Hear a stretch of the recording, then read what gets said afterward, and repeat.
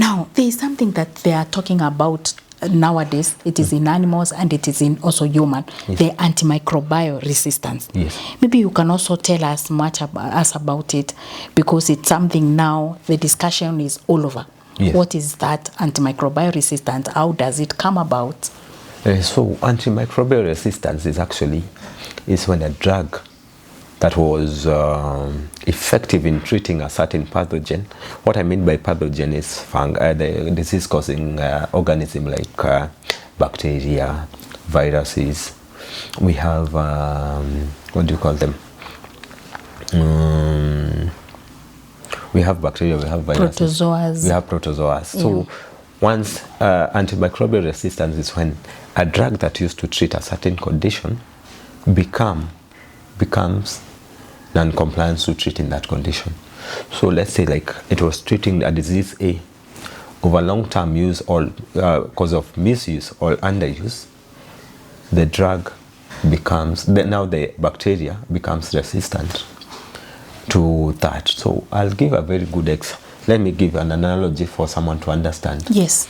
Is antimicrobial resistance is that you over time you are staying next to an airport. The noise becomes, the first days the noise used to become, it is high. It was a nuisance to you. Yes. You could hear it and you were not sleeping. But over time, you can actually sleep and snore. You get used. So now what I mean by antimicrobial resistance is now this bacteria becomes, or these disease-causing pathogens become non-responsive to that. The drugs that they used to respond to. Okay. Yes. Yes. So, and what causes again this, if I may ask again? What causes this is one, the resistance. Underuse of medication. What you said, that somebody taking and not completing the dosage. Number two is overuse. Yes. So let's say I was put on a certain drug for 3 times a day for 5 days, but then I completed the dose, but I didn't get better. So instead of going back to the doctor, I go and buy it over the counter. Let's say I had a prescription that was written for 5 days. You see, when I go to a pharmacy and I'm supposed to buy a drug for 5 days, they're supposed to retain that prescription to make sure I don't misuse that prescription. So if a credible pharmacy, if you go and buy a prescription drug, yes, you are not supposed to be returned for the drug. Yes. The prescription is supposed to be returned. If I'm giving you back, I'm supposed to, maybe for filing purposes, I'm supposed to indicate there dispense full dose. This is to make sure that the next time that if I go and I don't get better, what I'm meaning by overuse, or if I don't get better, I'm supposed to go back to the doctor and tell them, I didn't get well. What can you do? But now, if I have the prescription and nothing is indicated there, and all it wasn't retained, I'll go buy the same drug with the same prescription. Yes. And a person who is not keen will not know that this drug was prescribed. And by now, it's invalid. Yeah. So they'll sell me the same drug. I go and use the same drug again.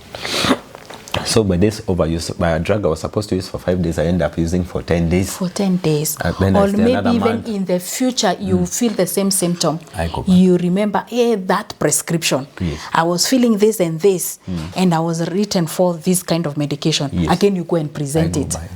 That is one of the ways. Now, the other way is that most of people present with flus.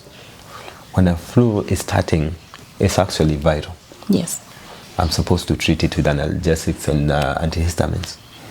But if I go to a person that is not qualified, I will be given an antibiotic, let's say, which I don't need. I don't have a bacterial infection, but I'll be given that drug. So what do I mean is that if I treat that, my body, I'm treating a thing that is not there. Yes. And I'll give a very interesting thing, a very interesting scenario.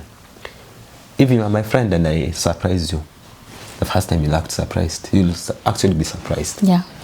But if I do that the second time, you'll be like, if I do it it's no longer a joke.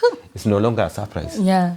So now, if I take medicine for a thing that is not there, or I don't need, or worked for me the first time, that bacteria will be like the first time it will work very well. Yeah. The second time, there's likelihood of it, a certain percentage of it not working.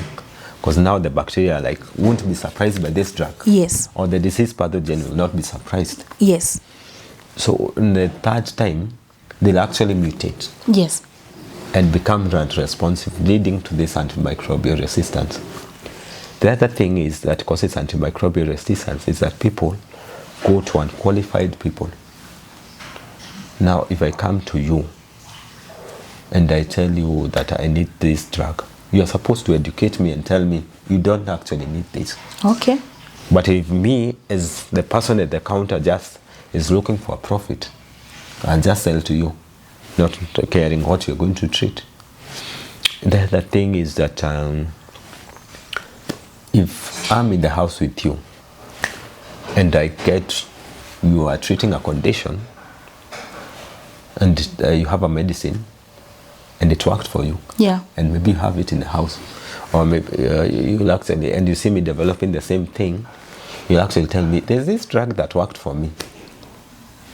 Maybe it will work for you. Yeah. And maybe that is not what is affecting me. Yes. So we end up using the wrong medication for the wrong thing. For the wrong, yeah. Because even different diseases, or they present with the similar conditions. You could be having headache, all of you, but the disease is not the same. Actually, the condition is not the same. Or stomach pain. Yes. You've actually had people saying, I think I have malaria. Simply it's fatigue. Simply, I went to Western and I'm sweating a lot, I'm feeling cold. They tell you the symptoms, and if you're not careful, you'll sell them. But now, you're doing them much damage because the drug that is supposed to respond to their treatment in the future, they'll treat a condition that is not there, but once they have the malaria in the future, the drug will not work. It will not work. Because already they took it the wrong time. They treated the wrong thing. They treated the wrong thing. Yes. So there's misuse, underuse, wrong prescriber. That is, I'll go to a person who is not qualified. Number 4 is taking medication, self-medication. The last one that is very, very, very serious is people that my condition, my financial status, my current situation or condition doesn't allow me to go to a hospital. So what do? I'll just go walk to a pharmacy and tell them I don't have the money to go. So let's say, I'll give an example of amoxicillin. I'll go there and tell them I have this infection and I need amoxicillin. Amoxicillin is taken a minimum of 5 days to 7 days. So I'll go there to the person at the counter and tell them, I have 50 shillings. And this 50 shillings is, I'm supposed to sell the full dose of amoxicillin. But I'll go there to the person at the pharmacy and tell them, can you sell to me just 2 tablets? I'll go work, get another 100 shillings and come for the rest of the dose. But this person at the counter will agree to sell to you because maybe they know your condition and they'll think that you'll come back. But you go and take the 2 days and think, I won't go back for that. Maybe you need this other money for school fees for the children. Yes. So the economic status of that person makes them not seek the right medication. Or even complete the dose. So you end up doing halfway the dose. Their status actually affects everyone. And it's actually not even here in Kenya. It's affecting most people in Africa. Yes. But there's something that you said when we began, that you may avoid that initial cost, but it might even cost you more. It can even lead to admission. It can even lead to organ failure.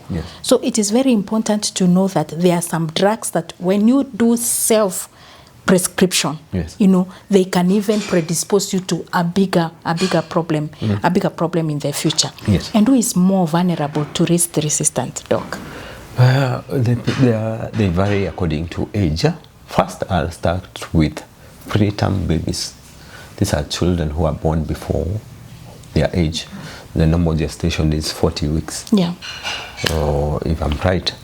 But then you find anyone who is born before week 37, they are considered to be preterm. Yeah. So their organs have not developed well. Fully. And most of the time they'll be put in incubation period and in hospital.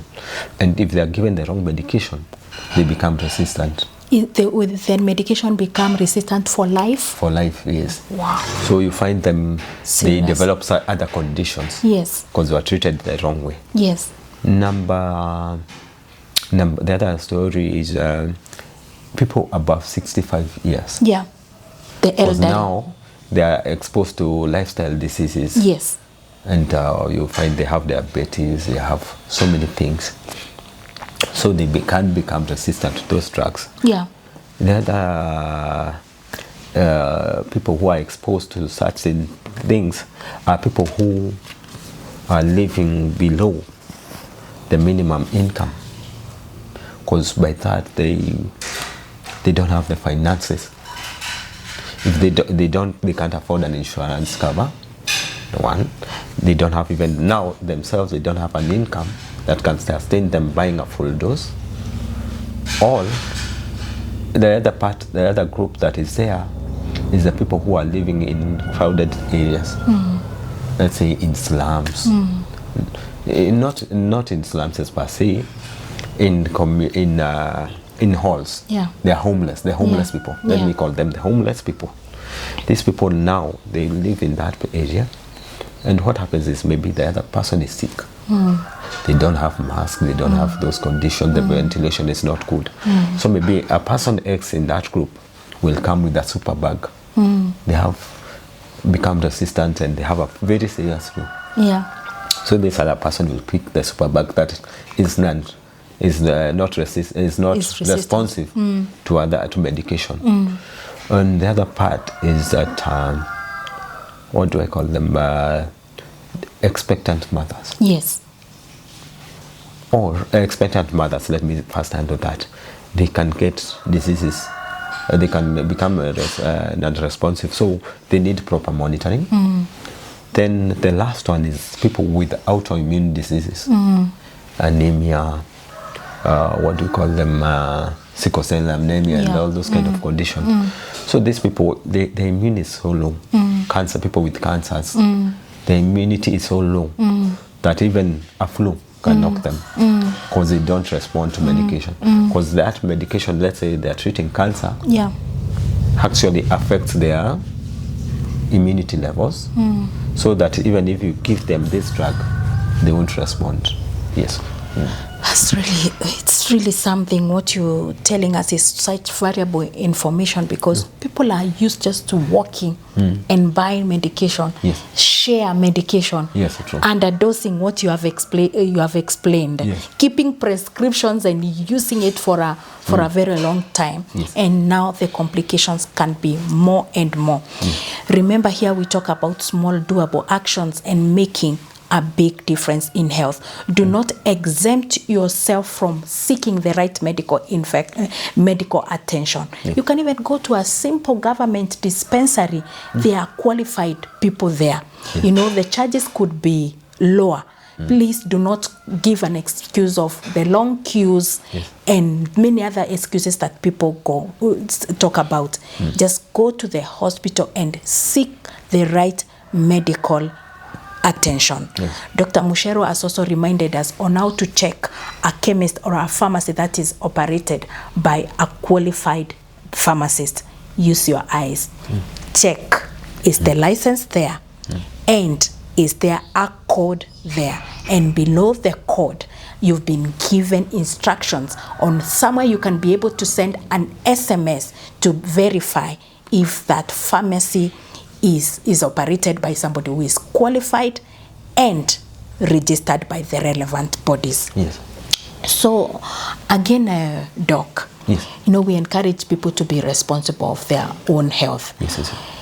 Prevention. How can people prevent? You know, prevent. This one we talk about prevention. What are some of the simple? I know you've talked about it. Some of them as well as we are discussing. But even as we come to the end, at least 3 things, key things that people can do to avoid misuse of drugs and to avoid antimicrobial resistance? First, we start with the individual role as now, not me as an expert, me as a parent, me as an individual.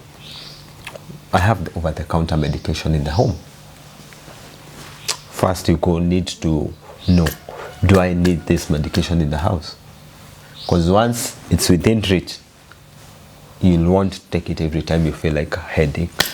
But if it's not within reach, you won't need it. And even sometimes it is expired. It has even stayed there for years. Actually, that's the next part I wanted to say, that once, don't keep it within reach. Number two, if you have them in the house, kindly go and check the expiry. And there are instructions that once opened, you are told maybe if it's an eye drop, 2 weeks maximum after it's opened. So some people, you find them keeping them. Antibiotics, once you finish your dose, if it's supposed to be refrigerated, make sure it's supposed to be in the fridge. Once it's not in the fridge, you'll see a change of color. Yeah. You're supposed to know that medication can't work anymore. Yes. The other cough syrups, check on the expiry too. Number three, as an individual, what I need to say is, this goes to the parents. This goes to even for people who are taking care of very sickly patients. Yeah. Those medications should not be within reach of certain people, of the children. I'll give an example of cough syrups. There are some cough syrups that are very sweet. So the child will always want to taste it. So make sure they're not within reach. The other part, even others are addictive. They have addictive elements. Yeah, in they have addictive elements. Yeah. And actually, let me also mention that we have some medications in the house that we buy over the counter that we end up using for the wrong reasons. So let's say I bought an antihistamine, and this, let's say Piriton, some antihistamines are drowsy. They cause drowsiness, so you feel like sleeping. So now the next time that medication is within reach and I'm having insomnia or lack of sleep, yeah. I'll not take the antihistamine for the right reason. I'll actually use it to make me sleep. So what do I end up using? I end up misusing the drug. So what I'm trying to say is, keep what is necessary. And the body gets accustomed. Next time you want to have a natural sleep, you won't have it until you take that drug that you're used addictive. to. Yeah. So what I'm actually saying is that those over-the-counter medication that you're buying, just buy what you need for a day or 2 days. If those symptoms persist, seek medical advice. Yes. And actually that is how people even are getting serious complications related to tuberculosis. Maybe one of the ways tuberculosis presents is coughing. Yes. And now you're taking cough syrup. Yes. By the time you go to the hospital, it has, it has even spread so much to other people, and even it has affected you more. Then also the other part is that we as patients, we not as now as an expert, we also need to adhere to the instructions of the doctor.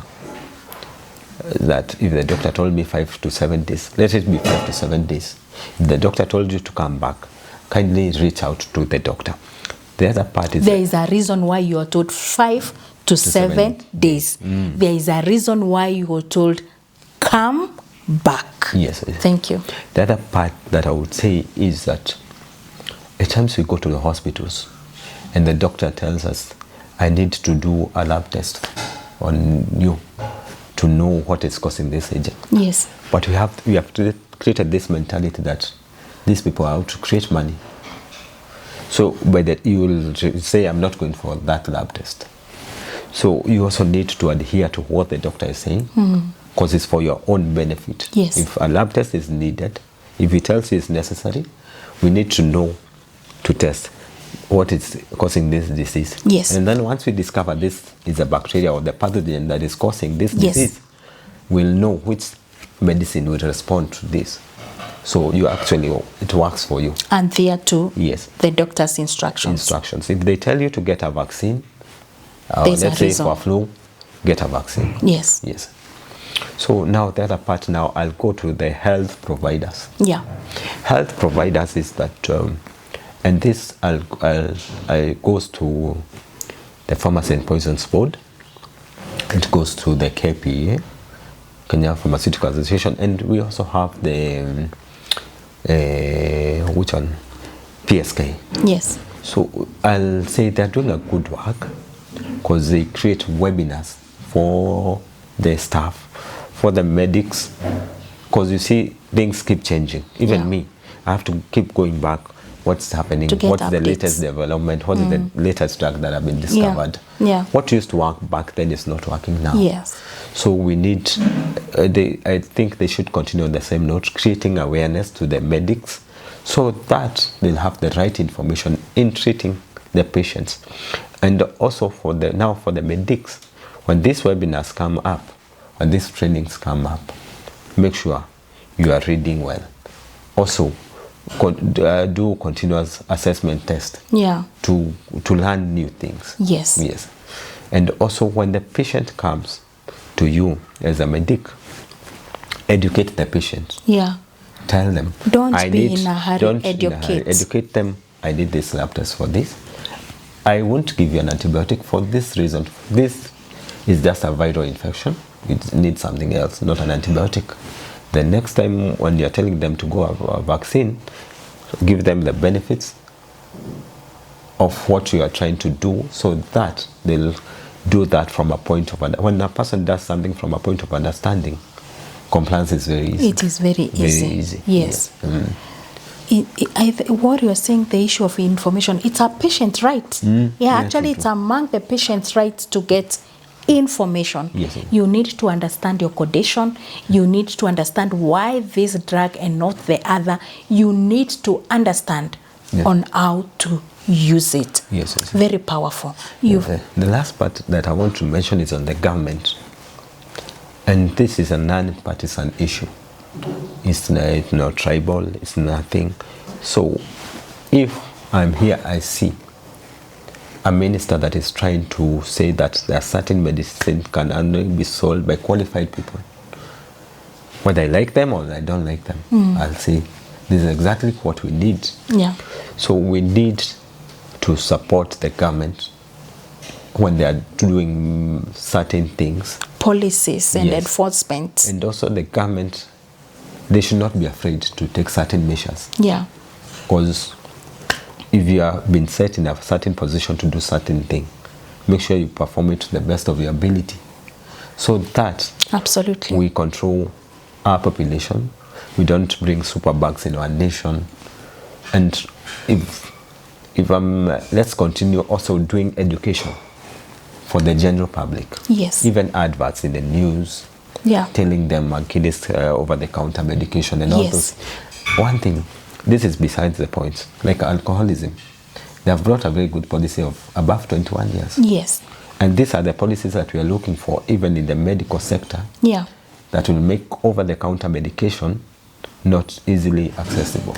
Transformative policies. Changes that are good. And very firm policies. And including enforcement, because also, saying is one thing, but you also want these laws to be implemented and be enforced. So thank you so much, Doc, for all the time and the things that you've shared with us, the nuggets, simple things that look very small, like the way you just feel like you're feeling better and you leave the medication. Next time you get that condition, there's a possibility that medication will not work. And there is a way you classify the drugs. There's the first line, the second line, the third line. First line is the simplest, with lesser side effects, isn't it? And less expensive. So the more you graduate, the more it's expensive for you. So it is our responsibility to take and handle drugs with responsibility. And, let's consult the relevant people. There are people who have been trained to handle medication who would rather consult them, because that drug could seem simple, but it can bring a whole danger, including losing an organ, including losing your kidney. Imagine going for dialysis for something that you would have been preventable. Because prevention is better and cheaper than cure all the time. And now your final words as we finish. My final words is that no, drugs are poisons. So whether over the counter or you have your own small pharmacy there in the cabinet, just take it with caution. If you are not clear with the instructions of how the medicine is supposed to be used, always ask. If you're going to buy medicine from a pharmacy or something, always have, like you have asked the number of a doctor that is qualified and can assist you in case the instructions that you are given were not clear. Okay. Yes. And also for the general public, encourage the children, encourage people to take the medical career with a passion, not just study for finance, for income. Study with a passion. With a passion. Yes. Because you need time. You know, there's something you said very key. Don't just dispense the drug. Don't just prescribe. Take time. Somebody who is passionate would always take time, to educate, to create awareness, to answer questions, even if questions are repeated severally. We cannot thank you more. That was extremely powerful. Simple, but very powerful. If you have that simple chemist at home, if you are sharing medication with everybody in the family, if you are this kind of a person who takes medication and you do not finish the dosage, you are trending on a time bomb. You need to rectify that, because the consequences can be too much expensive and can cost your life too. So with that, there's a way we end our show. I don't feel like ending. This is so interesting because, you know, I forgot to mention something. Amoxil being in all the kiosks, in kiosks. And I've met ladies and people who always say that niko na ile baridi yangu, ninauma na hiyo kichwa yangu. I normally take that Amoxil. Can you imagine the level of misuse of antibiotics? Actually, it's not. Actually, for lack of a better term, I would not call it misuse. I would call it ignorance. Because at times you are the one who is doing the damage. Because at times you come so much to the pharmacy and you are insisting you have to get it. That even if I tell you, me as a qualified person, if I tell you I'm not selling you the Amoxil, there are people who will tell you, like, I'll go buy it in the next pharmacy. Now you start intimidating me. If you don't sell me, I'll get it elsewhere. So it's now also a part of, like, us in the medical or industry to support each other. Yes. If you stand for one thing, let us all of us stand for that. Let no one compromise on the other side. Yes. Because you end up, if I don't compromise on my end and you compromise on my end, it's like a pot. If I put so much water on this pot and it has holes on the bottom, the water won't be there. No matter how many buckets I try to fill it with. Yes. Remember, all drugs are poisons. We have 4 poisons in our handbags. At home, take them with caution. Consult. So here we end. Prevention is better and cheaper than cure all the time. Prevention is better and cheaper. Prevention is better and cheaper than cure all the time. Definitely all the time. Prevention is always better. It's small doable actions making a big difference in health. Stay safe. See you soon. Thank you very much. Tell them to stay safe. Stay safe. There's so much that you can be able to learn from the kind of guests that are hosts, and maybe that can save your life and save someone's life. Bye for now.